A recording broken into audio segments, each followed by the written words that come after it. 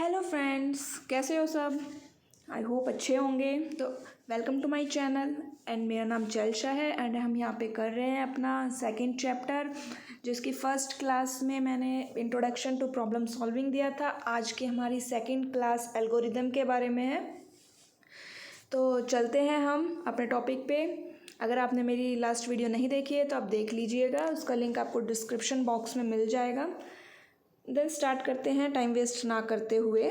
What is algorithm. First हमारा आता है कि एल्गोरिदम होती क्या है। मैंने पिछली वीडियो में भी बताया कि एल्गोरिदम जो है वो एक स्टेप बाय स्टेप मेथड है to solve a problem.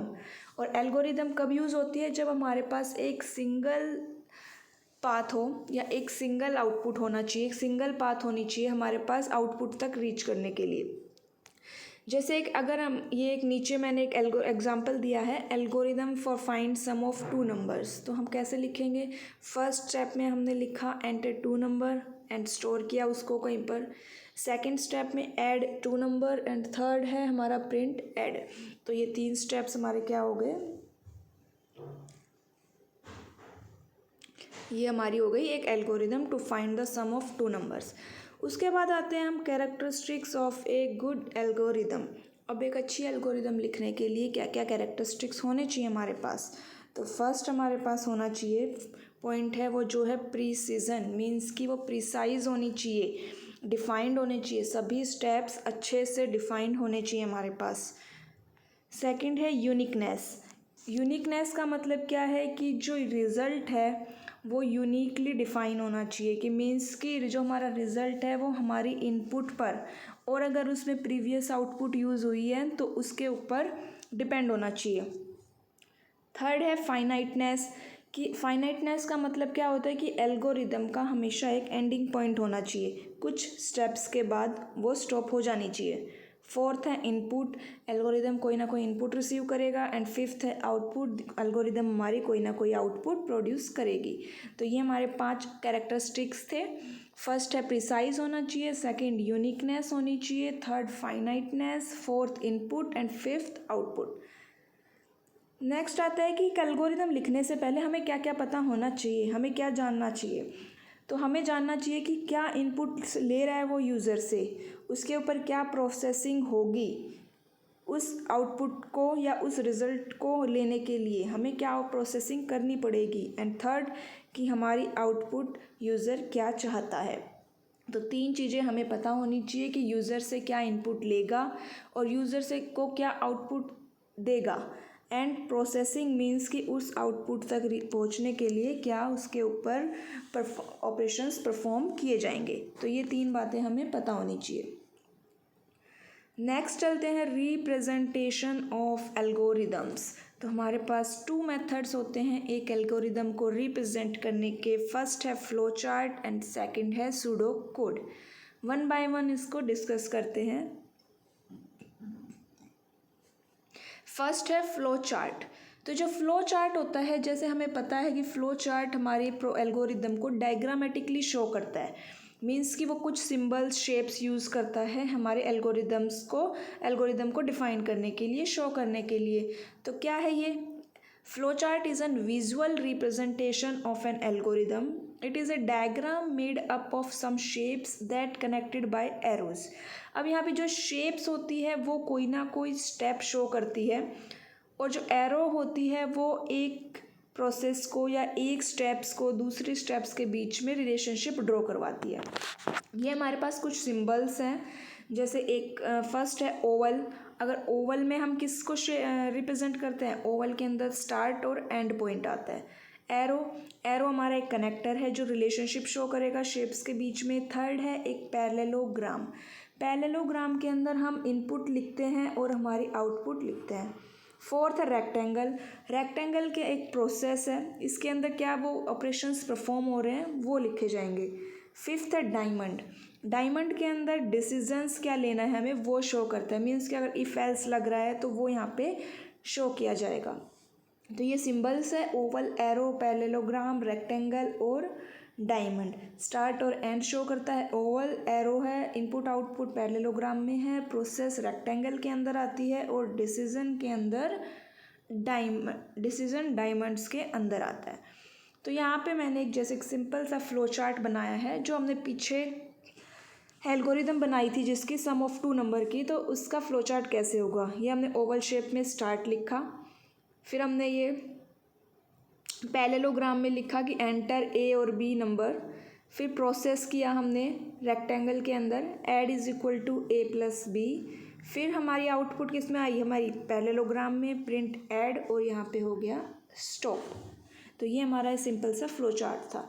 Next हमारी जो रिप्रेजेंटेशन है वो है सूडो कोड। तो व्हाट इज सूडो कोड। एक तो जैसे सूडो का मतलब होता है कि नॉट रियल, मीन्स कि वो असली है ही नहीं। तो सूडो कोड क्या हो गया, not real code. Pseudo code जो है वो, इसके लिए कोई रूल्स डिफाइन नहीं किए गए हैं। ये यूज़र अपनी अंडरस्टैंडिंग से जैसे लिखना चाहता है वैसे लिख सकता है।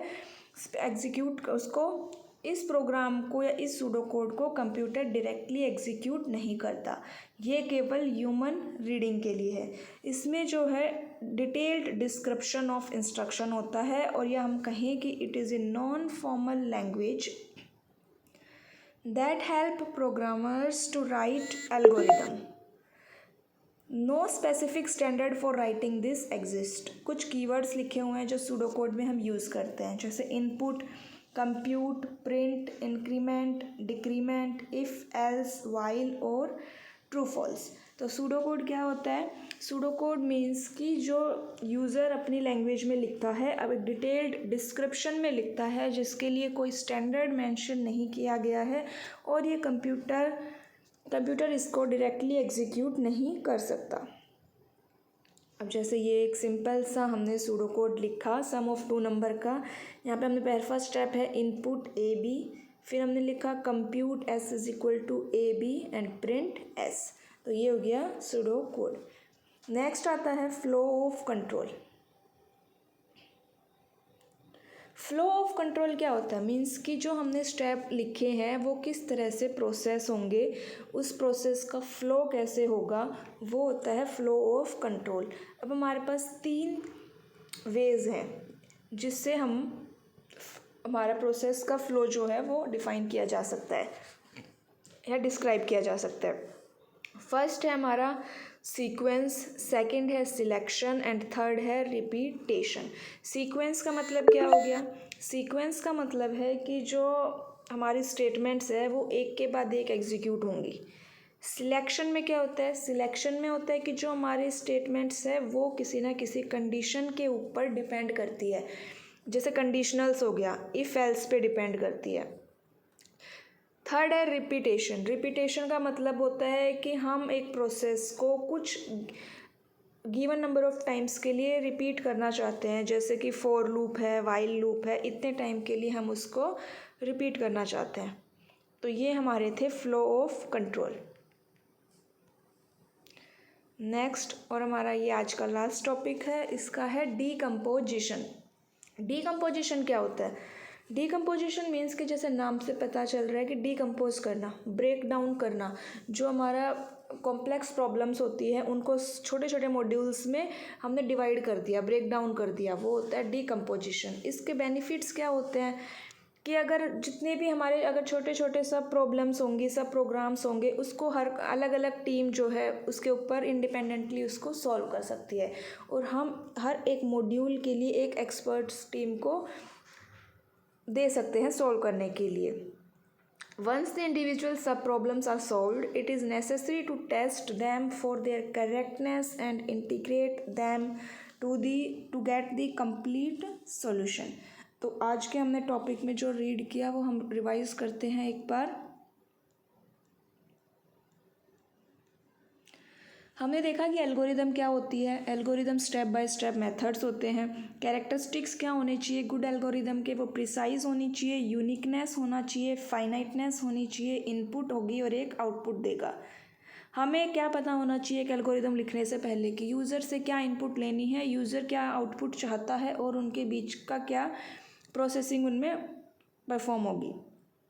रिप्रेजेंटेशन ऑफ एल्गोरिदम 2 होती है फ्लो चार्ट और सूडो कोड। फ्लो चार्ट क्या होता है, डायग्रामेटिकली शो करता है, सिंबल्स यूज़ होते हैं उसमें, एक ओवल स्टार्ट और एंड के लिए, एरो रिलेशनशिप के लिए, पैरेललोग्राम इनपुट और आउटपुट के लिए, रेक्टेंगल प्रोसेस के लिए एंड डायमंड डिसीजन के लिए। नेक्स्ट आता है pseudo code. Pseudo code means कि जो यूज़र अपने लिए उसको अपनी अंडरस्टैंडिंग के लिए लिखता है वो कंप्यूटर रीडेबल नहीं होता, रियल कोड नहीं होता, उसके लिए कोई स्टैंडर्ड्स डिफाइन नहीं है। फ्लो ऑफ कंट्रोल मतलब क्या होता है कि फ्लो ऑफ प्रोसेस 3 वेज है हमारे पास, एक सीक्वेंस, सिलेक्शन और रिपीटेशन। सीक्वेंस का मतलब है कि एक के बाद एक एग्जीक्यूट होना, सिलेक्शन का मतलब है किसी कंडीशन के बेस पे होना, एंड रिपीटेशन का मतलब है कि हम उनको कुछ टाइम के लिए रिपीट करना चाहते हैं लूप में। डीकम्पोजिशन का मतलब होता है कि एक कॉम्प्लेक्स प्रॉब्लम को स्मॉल मॉड्यूल्स में डिवाइड कर दिया गया और एक्सपर्ट्स दिए गए उन प्रॉब्लम्स को सॉल्व करने के लिए। तो ये हमारा आज का टॉपिक था। इसके बाद एक जो लास्ट हमने जो वीडियो देखी उसके अंदर मैंने प्रॉब्लम सॉल्विंग के बारे में बताया है, एंड इसके अंदर हमने एल्गोरिदम्स देखा है। सिलेबस में हमारा इतना ही मेंशन है। इसके बाद इसमें एक टेस्टिंग होती है, टाइप्स ऑफ टेस्टिंग की एक वीडियो है, आप उसको अच्छे से देख लीजिएगा। उसके अंदर 11 टेस्टिंग मेंशन है हमारी। तो आज का चैप्टर यहीं पे कंप्लीट होता है। नेक्स्ट डे हम पाइथन का इंट्रोडक्शन देखेंगे। अगर आपको मेरी वीडियो अच्छी लगी हो तो लाइक एंड शेयर कर दीजिएगा। Thank you.